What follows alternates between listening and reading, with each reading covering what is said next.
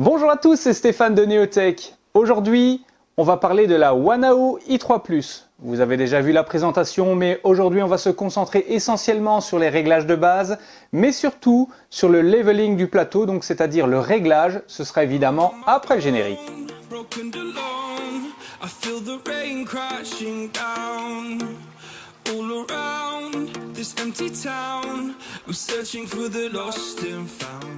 Vous vous souvenez, récemment on a fait les présentations de la Wanao i3+, on a vu quelles étaient les caractéristiques principales. Aujourd'hui on va essentiellement s'attarder donc sur l'écran LCD et les différentes fonctionnalités que celui-ci offre.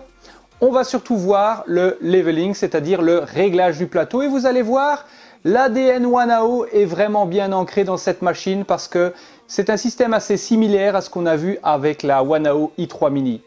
Tout de suite donc, rendez-vous auprès de l'écran, vous allez voir avec quelques petits touchés sur cet écran couleur, le réglage du plateau est fait. Alors nous voilà sur la i3+ allumée, heureusement c'est plus facile, et grâce à l'écran LCD couleur, grâce à un upgrade, ça il faut le préciser, on a toutes sortes d'options qui sont très intéressantes. On voit maintenant sur cet écran LCD, le premier icône c'est sans doute celui que vous allez utiliser principalement, c'est-à-dire imprimer. Et vous choisissez selon les différents fichiers STL que vous avez ajoutés sur la carte SD, une impression. Voilà, là le plateau est chaud à 50 degrés, il va préchauffer et il va donner la progression en pourcentage. On va évidemment arrêter cette impression parce que ce n'est pas le but de la vidéo. On va surtout voir le deuxième icône qui sont les utilitaires. Vous remarquez que le soft tout est en anglais, mais c'est pas bien méchant. Alors dans le registre utilitaire, nous avons la possibilité de mettre tous les axes au home, c'est-à-dire que la machine va se mettre à 0. Ici, ce sera le déplacement des axes. Par exemple, vous appuyez ici, vous pouvez bouger les axes grâce à ces touches, très facile. Vous pouvez également refroidir la machine une fois qu'elle a printé, ou pour une raison ou une autre, si admettons vous changez d'avis, que vous avez fait un préchauffage, mais ça on verra après, enfin c'est ici en fait, vous pouvez très bien refroidir. Alors la fonction changement de filament, vous pouvez ajouter du filament ou enlever le filament. Si vous désirez soulever le nozzle pour une raison ou pour une autre, vous pouvez le faire grâce à cette fonction. On a la fonction préchauffage du PLA, et comme cette machine est équipée d'un plateau chauffant, il y a également le préchauffage ABS. Ensuite, on revient sur cet écran, il y a également la fonction Disable Stepper, donc c'est-à-dire déconnecter les moteurs pour qu'ils n'offrent plus de résistance, et vous pouvez très bien bouger le plateau à votre gré, ou l'axe Z ou l'axe Y, c'est comme vous voulez, et X également bien sûr. On revient en arrière, on est maintenant au niveau, on va tout de suite passer au niveau des réglages. Là, vous pouvez régler différents facteurs, mais ce sont des facteurs beaucoup plus avancés, les facteurs d'axe, etc. ou alors la remise à 0. Ensuite, nous allons maintenant voir le quatrième point, c'est le réglage plateau grâce à cette icône Level.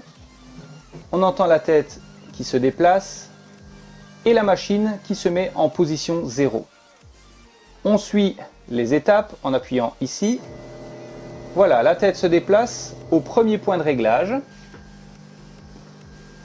Et que faut-il faire? Bien, tout simplement, voilà, glisser la carte en dessous. Là par exemple c'est un petit peu trop serré, je desserre. De l'autre côté c'est plus facile, voilà. Et voilà, là ça passe, c'est bon, on passe au suivant.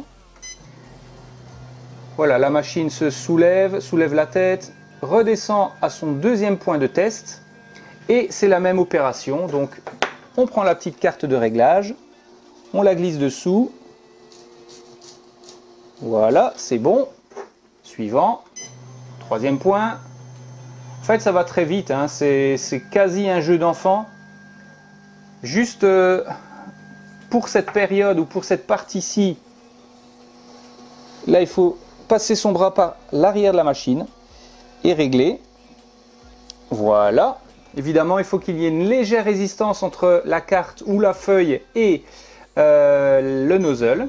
On passe au suivant.